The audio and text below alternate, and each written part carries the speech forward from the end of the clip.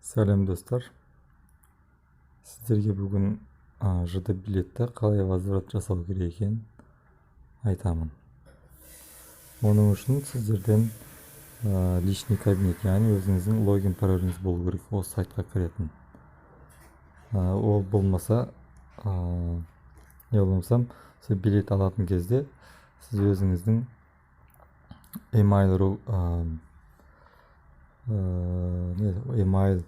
поштаңызды білуіңіз керек. Өйткені сол поштаға сіздің сатып алған билетіңіз сол поштаға барады. Не болмаса сол пошта арқылы тіркелуіңіз керек болады осы сайтқа. Егер онсыз болмаса, оны сайт арқылы возврат жасай алмайсыздар. Оны сол ЖД вокзалға барып, сол жерде кассирлер арқылы возврат жасауға болады. Ал енді кірісейік. Менде осындай логин пароль бар. Войти дегенді басам. Войти дегеннен кейін мұнда заказ деген болады. Заказ бассаңыздар, қанша билет заказ бергендеріңіз бар өше жазылып тұрады. И заказ берген билетіңіз үстінен басасыздар. Бассаңыздар, қазір менде заказ берген жақын арада билет жоқ, сондықтан жерде шығып тұрған жоқ ешқандай билет.